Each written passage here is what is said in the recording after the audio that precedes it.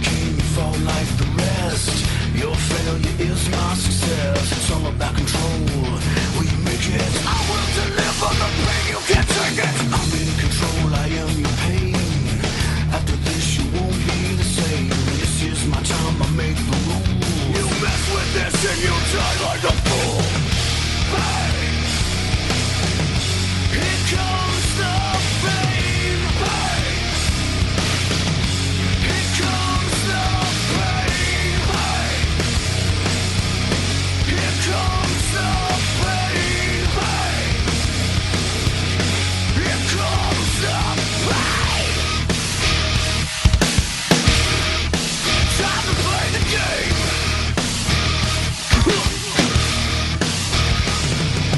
I am the debt that can't be paid. You're going down in flames. This is the time I cannot lose. Live or die, you'll have to choose. It's all about me, I am the one. Soon you see there's nowhere to run. I am the threat that is so real. Through the blood and the sweat, the pain you will feel. Hey! Here comes the pain. Hey! Here comes the pain. Hey! Here comes the pain. Hey! Here comes the pain.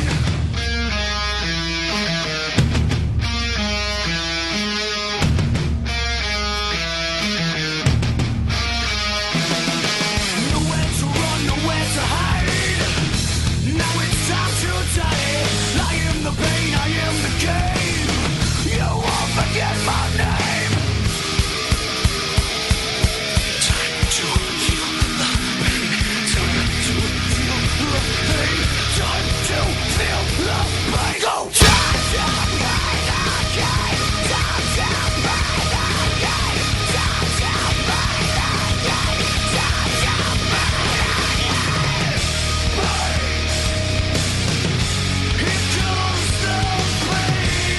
again. Here comes the pain. Here comes the pain. Here comes the pain. Here comes the pain.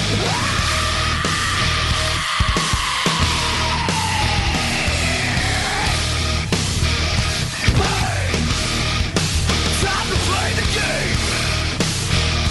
Hey! Time to play the game. Hey!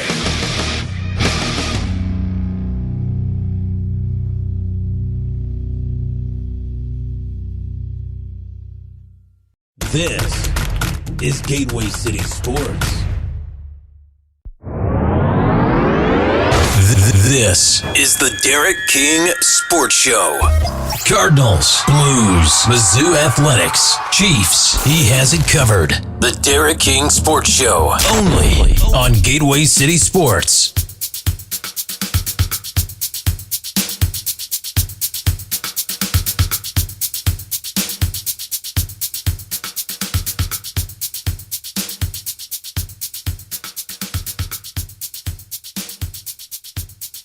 All right, here we go. Good morning. Good July the 7th. I hope everybody had a fantastic 4th of July weekend. I know I did. We had quite the little fireworks extravaganza. Had a nice little cookout. Hopefully all yours was good too as well. So let's just kind of get into it. The very first thing, the very first topic, and I'm going to make some adjustments here to my mic device so that way it's in the proper position. But a couple of the things that we want to talk about, hence, in the description of the show today, we're going to talk a little bit about the St. Louis NFL lawsuit thing, kind of what's going on there. We're going to touch on that a little bit. We're also going to talk some St. Louis sports. We're going to talk some Cardinals baseball. We're going to talk some Mizzou athletics. We got a little bit going on there.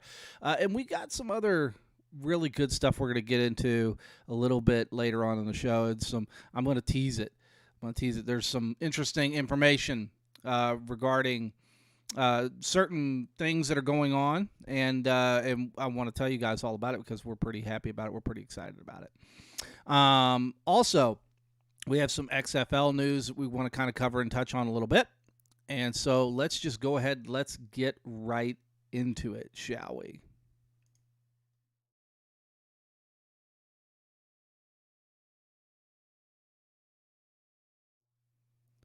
So here's the deal. As far as the St. Louis lawsuit is concerned, we talked a couple weeks ago, I believe it was.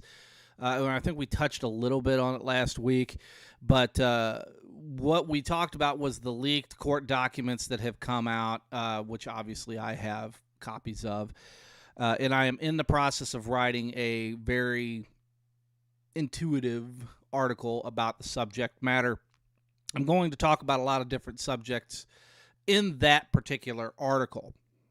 So the first thing that I want to do, and I'm sorry for smacking, my apologies, but the first thing that I want to do is I want to touch base on the actual situation with the lawsuit and kind of where we're at with that right now. So we're going to go ahead and pull that case file up, and then in the meantime, while I pull that up, I'm going to talk to you guys about what I think is kind of the direction of where this thing is going at this point in time. It really, in where we're at, and because of the filings and everything that has happened up to this point, it leads me to believe that the NFL is exhausting it's not really the NFL in all intents and purposes. It's Stanley Kroenke and his attorneys and everything else that's kind of going on with that. They're trying every avenue they can to get this case dismissed. And so if they can find a way to get this case dismissed, that's what they're going to try to do. So right now, as of this situation, the motions and everything has been set into play by the St. Louis firm for discovery for assets for the assessment of punitive damages. So they filed all these motions for assessment of punitive damages, so that way they could see what they could be able to potentially win. This goes back to the beginning of last month, so the beginning of June. And it's funny because of some of these filings that it's almost counterintuitive to a certain extent, because one on the 14th, as far as, and I know that you guys are going to shake your head and go, what? But it says order. Defendant's motion is granted in part and denied in part, only to the extent that the court's scheduling order filed on 1/23/20 is amended as follows.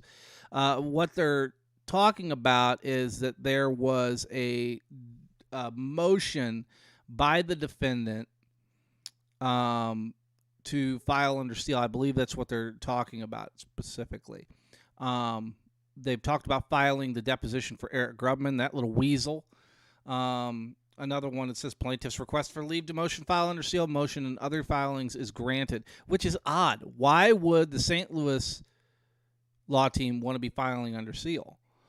Unless there's some particular information there that they just don't want to get out until it actually goes to court, or if that even is their plan. So there's multiple different filings for assets for assessment, for punitive damages that go on here, but this is the one that really gets me interested.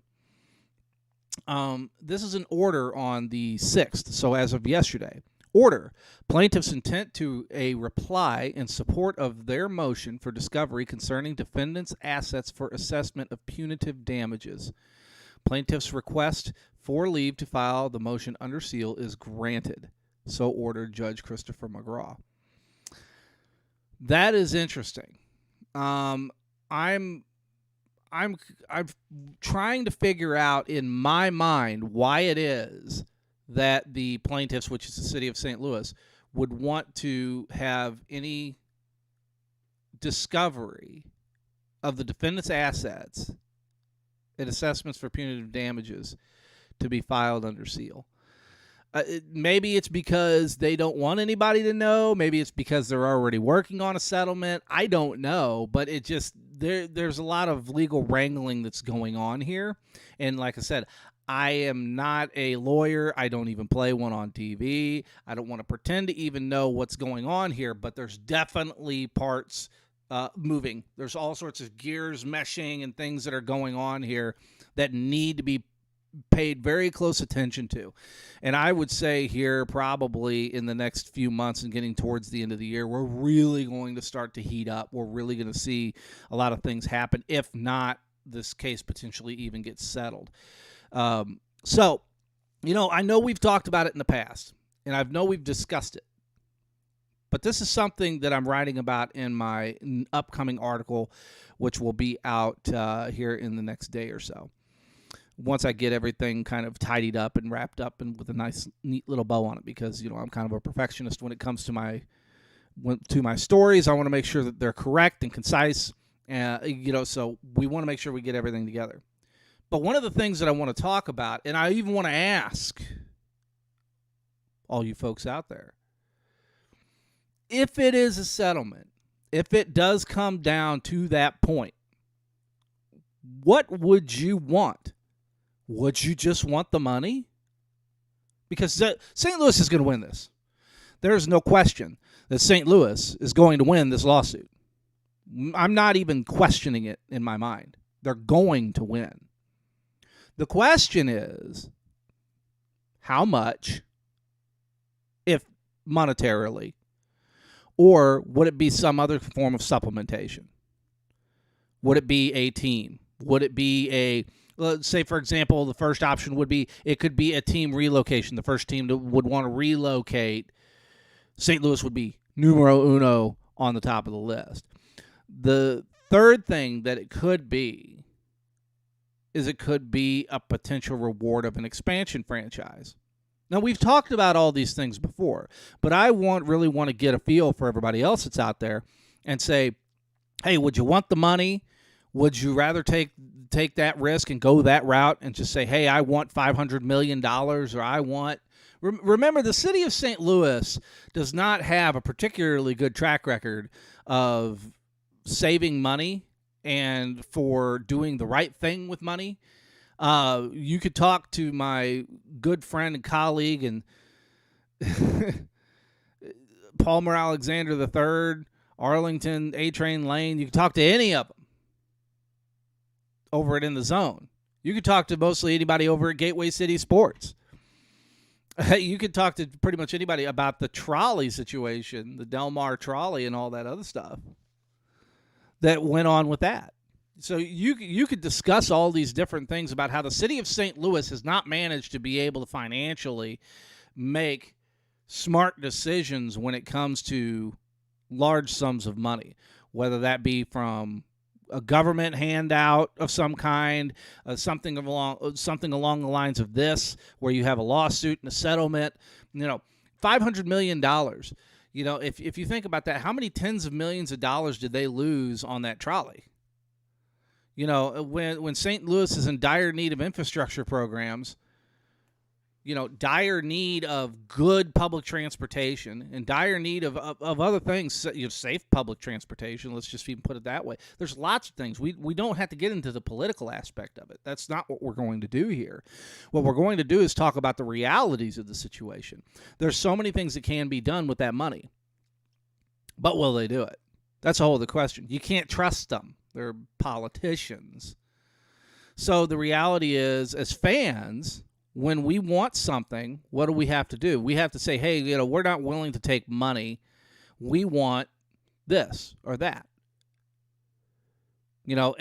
That's really the thing. So let's jump over to the comment section. A couple of them that I want to touch on real quick. Gene Bonds, one of the great Gene Bonds. No money. I don't trust city leaders with all the cash. That's something that we just kind of stated.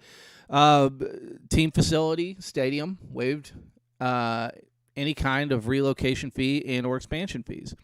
That's just takes a nice big broad brush stroke and just finishes it out.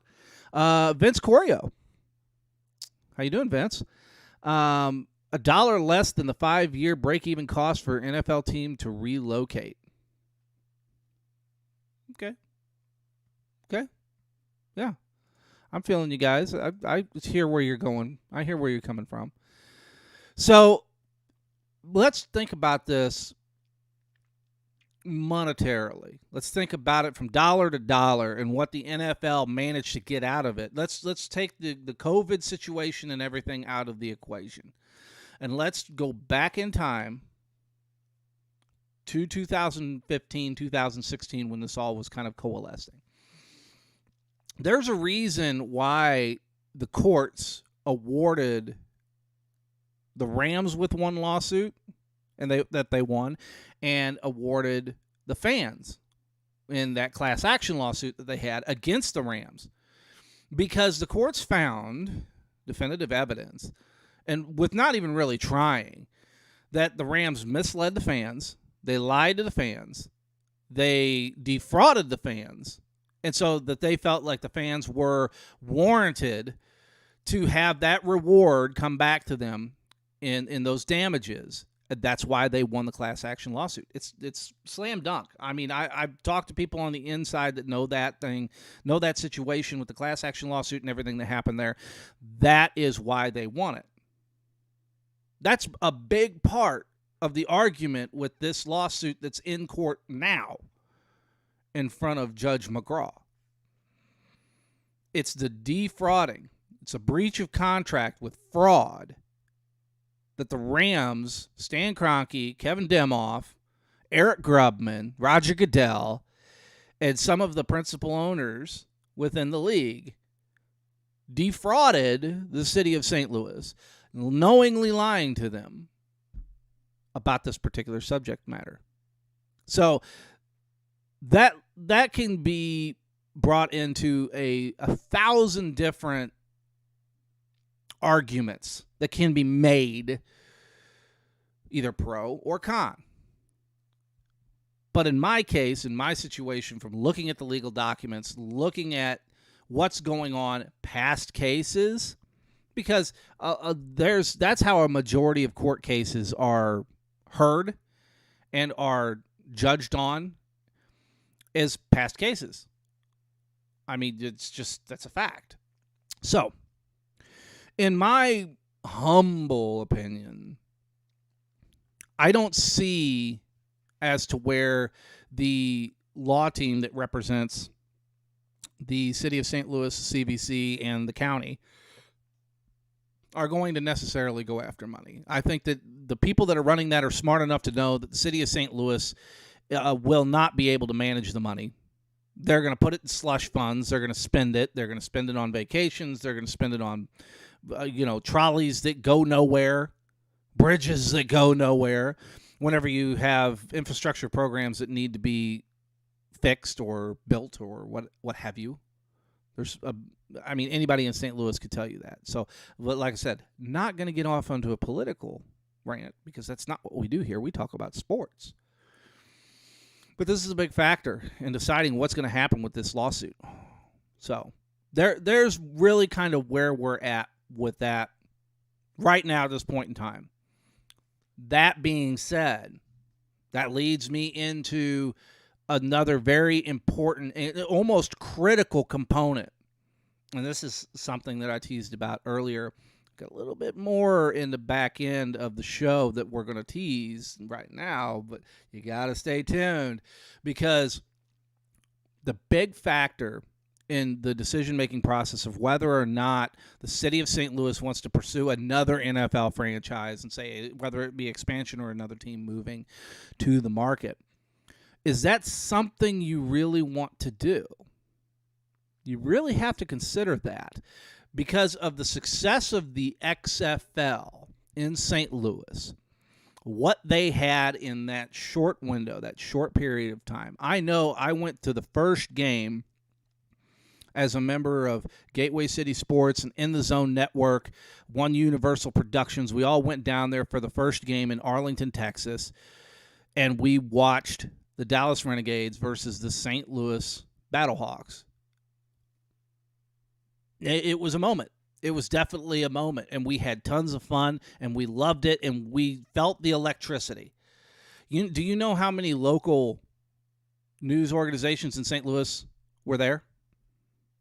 Okay, I mean, anybody know like how many reporters were actually there on scene in Arlington that were covering the first inaugural game of the St. Louis Battlehawks? Because I could tell you exactly how many, because there was none.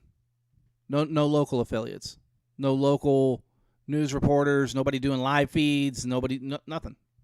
At least not that I saw. I saw a lot of ESPN.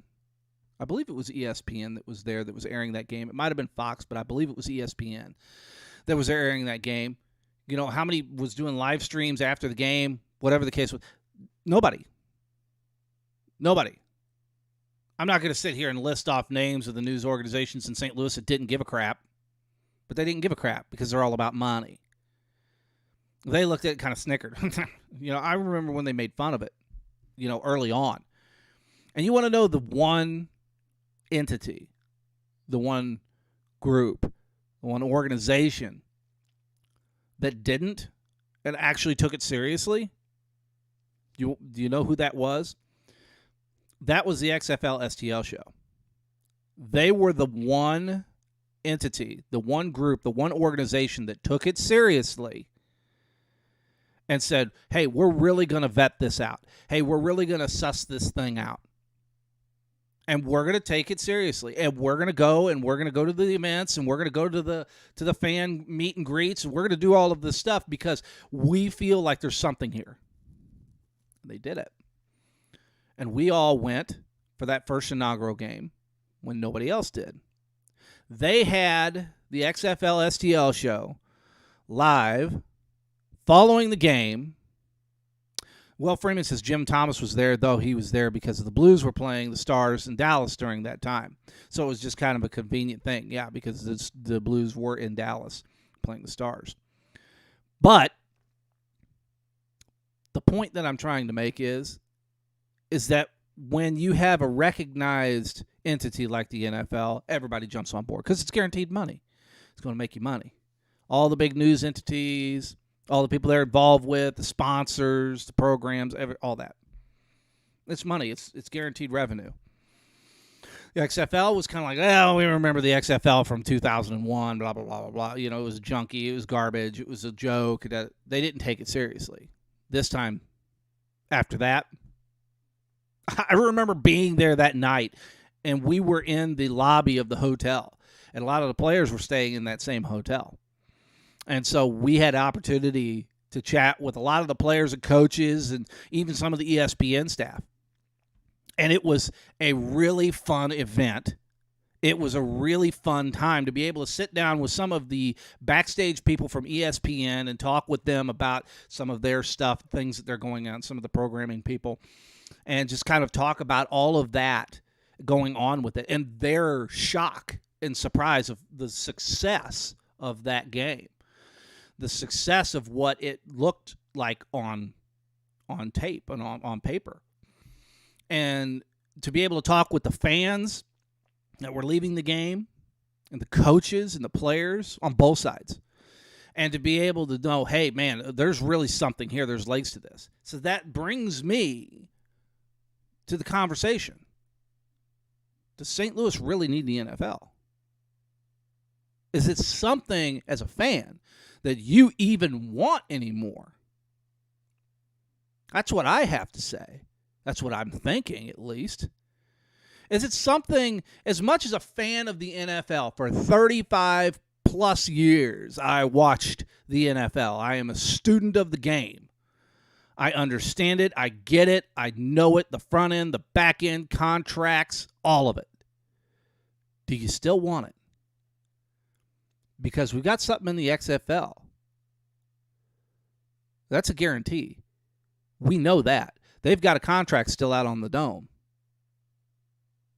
Is that something that you would say, hey, I absolutely have to have the NFL back? Or would you rather take the risk on the upstart? Would you rather take the risk to say, hey, you know what? Thanks. I've had enough of that. I would rather have this over here that actually cares about me as a fan. that wants me as a fan, that's going to tailor their ticket sales around me as a fan. For people who make $30,000, $40,000, $50,000 a year, let's just say a window between 40 and 80 you make a year. How hard is it to not only just get by, pay your bills, get by, live a life, have your kids, go to school, potentially save for your kids' college education, have a car payment, mortgage, life insurance, all that stuff, all of those things that you have in life that you have to pay for, to then pay $500 for a pair of tickets? I mean, is that something that you really want to do as a fan? Well, when you go to a game, what do you want to do? You want to have a dog? You may want to have a brew. Isn't that really what it is that we want to do when we go to these events? We want to have a good time, right? We want to have fun. That's what we want. And so I look at it and I go, wow, if I've got to pay all these bills in my life and I want to go to a football game, baseball game, i.e. whatever, shouldn't it be affordable? Shouldn't it be? I mean, I know I would, because I wouldn't want to go out and spend $500 on a pair of tickets to go watch the Rams from 2007 go and play. Because why? Because I have to protect my family's financial situation. I have to. That's my job. And the whole point of that is that we all know how important it is to stay protected. And sometimes life throws you a curve, and that's why you need Allstate. Because Wiley Group has 2 locations in Festus and Arnold to serve you. They offer home, auto, boat, motorcycle, business, life insurance, investments, and so much more. They offer a customized approach that is unique to your situation to make sure that you, your family, and assets are properly protected. They also offer great rates and savings. You can give Sean and his team a call today at 636-764-6294. They'll help you with an insurance quote right over the phone, folks. They will. It's that simple. Even give them a call if you just want to talk sports like what we're doing right now. We're talking XFL, we're talking NFL, we're going to talk a little bit of baseball. Do that, because they do it too. But guys, gals, we all have busy lives. So you can also email Sean Wiley at allstate.com. That's Sean Wiley at allstate.com. And you can talk to him about your coverage options. Remember, you're in good hands with Allstate. So that's our little commercial segue for the show for right now. But we also want to stay on that topic of the XFL. And that brings up the conversations of the CFL, XFL potential merger, whatever you want to call it. And Vince has actually already touched on this over in the chat. So what I want to do is I want to bring this up because he said Dave Taylor from TSN, which I've watched a lot of Dave Taylor stuff. He's great. Quote, sounds like CFL has ended talks with owners of the XFL without entering into any formal collaboration. League expected to clarify today. So that kind of, throws a little bit of a wrench in it, but I don't really necessarily think so. I think probably what was happening there, and this is just outsider's perspective, I think we were probably talking about player back and forth, players, moving players back and forth, type of a minor league feeder system to a certain extent. I don't want to call the CFL a minor league system or the XFL a minor league system, but just player sharing back and forth to where you could say, hey, you can have this. But the XFL had it figured out with Team 9. So I don't really think that that's a big deal. I just think that they looked at that as a possible secondary revenue source with the XFL and CFL potential merger and what was going on there. So Vince, thanks, man. I appreciate the info on that. Will says on the NFL stuff with the NFL versus the XFL, no PSL costs either. That's a biggie. That is a biggie. PSLs are really, really, that bites for some people that can't afford it. And when you got to go out and take a loan, you remember, and I think I still might have the paper from when the Rams moved to St. Louis in 95. They actually had bank loans.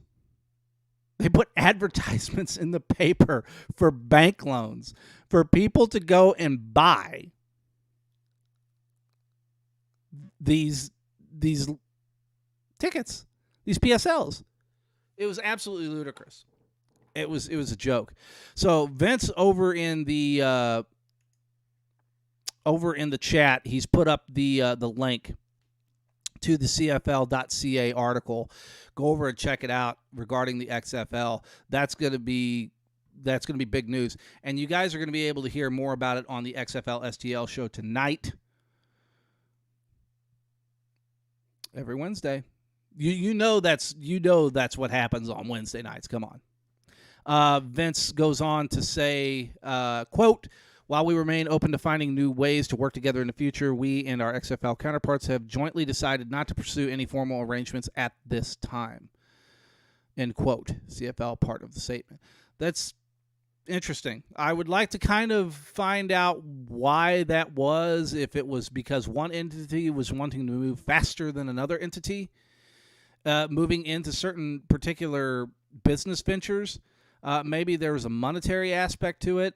Not really sure, but it's interesting to see. Maybe it's because they're focused now on going into their season and doing what they're doing. It's hard to say. So let's go ahead, and we're going to cut it off for that segment.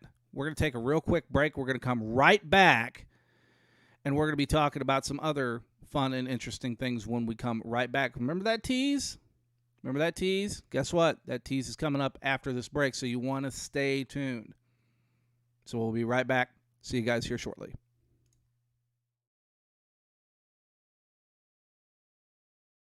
Hey, this is Derek King with the Derek King Sports Show. We all know buying a vehicle can be stressful, but it doesn't have to be. Fifth Street Motors, located in Pacific, Missouri, will help you find the vehicle that you need no matter what brand. Fifth Street Motors believes in giving you the best price on a pre-owned vehicle that will fit your budget. Give Brandon or Don a call today at 573-259-1306 and make sure you tell them that Gateway City Sports sent you.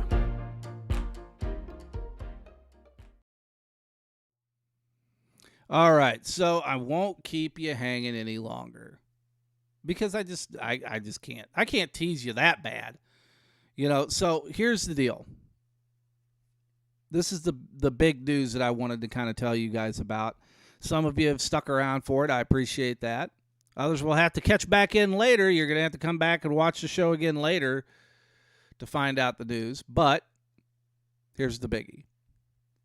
I am proud and honored to announce that over here at Gateway City Sports, we have agreed to partner with the XFL STL show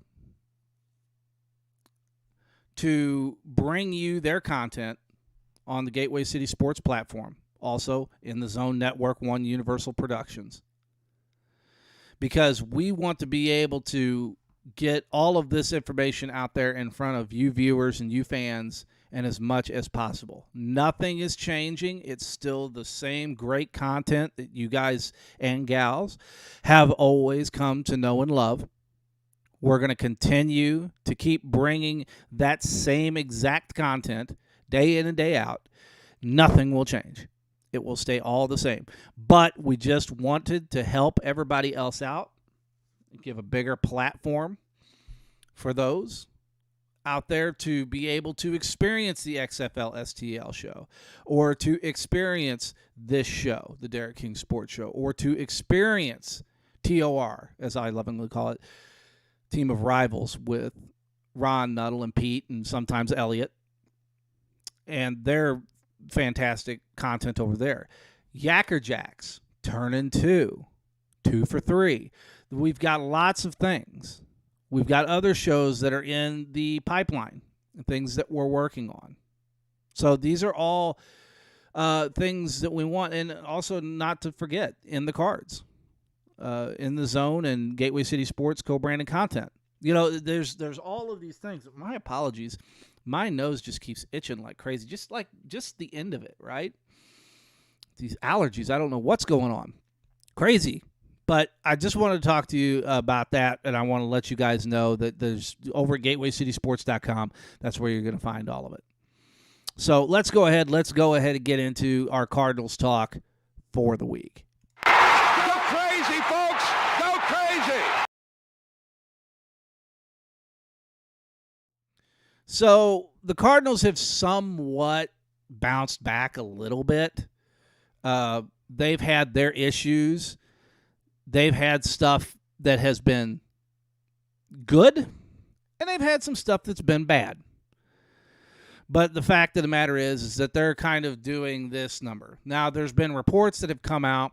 There was a Ken Rosenthal article over on The Athletic stating that the coaching staff has somewhat lost the clubhouse. That's concerning if that's the case. That if the Cardinals players are not on the same page as the coaching staff, what is that telling us as a fan base? What does that also tell us about the trade deadline? I don't know. But it just doesn't look good. None of it looks good. After that big skid that they had, against the Tigers and, the Braves, and even going back in with the Marlins and the Cubs, this goes back a ways. If you look at the standings right now, the Cardinals are in the middle of the pack. They have 494 winning percentage. They're 43-44. They're 8.5 games back. They have a 23-18 home record, so that's good, but they have a losing away record of 20-26. They went 6-4 in the last 10. That's terrible. The Cubs are awful because the Cubs have went 0-10. 0-10. You want to talk about diving off the deep end with the Cubs. What happened to the Cubs? Tied with first with the Brewers at one point in time, and the Brewers are not that good. They're really not. I don't understand why it is that they're, neither of the Reds. The Cardinals, obviously, they aren't, but the Cardinals need to go out and get pitching. Are they going to go out and get pitching? That remains to be seen. I would love to have a pitcher. I would love to have another bat, but I would say they're probably going to do what the Cardinals always do, and they're going to search the bargain bin for a bench bat. Left-handed, probably, maybe a right-handed bat. They could probably some type of a utility player that could come in and spot fill here and there. Probably is going to be more than likely either. It's probably going to be a universal utility player like a Tommy Edman that can play outfield, play infield, do a lot of different things. I would be surprised if they did anything else outside of that. I would love to see more pitching. But that's just it just doesn't look like that's going to happen. So we'll just have to wait and see, getting towards the end of this month when the trade deadline comes up, what's going to end up happening with that. I'm befuddled as to why. Something has to give, something has to change, and for the Cardinals to literally just stand pat is just befuddling to me. I don't really get it. Also, Tyler O'Neill was scratched after a, quote, severe allergic reaction to food. Severe allergic reaction to food. I'm kind of curious as to what that food was. Well, I'm not making any assessments. I'm not going to sit there and say anything, but it's just kind of funny that he had an allergic reaction to food. That's interesting. So, anyway, I'm not going to get off onto that. So, what do the Cardinals need to do to make changes? I don't know. There's a lot of things that could be done or should be done to make changes with the Cardinals and all of that stuff. So, we'll just have to wait and see. Hopefully, here over the next few weeks, something might end up coming up. But with this news coming out that the coaching staff has lost the clubhouse, that's disconcerting as a fan, for sure. So, there's all of that. Outside of that, not a lot of news going on. There's been rumors with the Blues, with the Tkachuk son, Matthew, Keith, the father, but that formerly played with the Blues, but potentially talking about him being brought in. on some kind of a trade. Supposedly they're working on something going on behind the scenes. I don't know what that might be, but we'll just have to wait and see. But other than that, that's about all I got this week. We're going to come back next week. We'll touch on some other things, but make sure that you guys, it has been confirmed. Breaking news from the insider, the XFL insider, Will Freeman, which I'm sure that we'll be talking about. Man, it just got that in, Will, right there at the last minute. But breaking news, it has been confirmed that the XFL will start play in spring of 2023 instead of 2022. Maybe that was part of the reason. Maybe that was part of the reason of why. But 2023, there you guys have it. Spring of 2023. So make sure you guys tune in to XFL STL show tonight, 7:30. Depends on when they get around to doing it. Last couple of shows I've announced at 7, and they've started at 7:30. So just FYI, just go over and follow the page instead of reminder. That's how you do it. But I'm sure they will be talking about this tonight. There's a lot of big news that they need to cover on a lot of different fronts over there. And you will be seeing me over there in the chat too as well, because I love participating in that show. It's a lot of fun. So, all right, guys, see you next week, Wednesday, 9 a.m. like always. And I'll talk to you guys then. Take it easy. Thanks.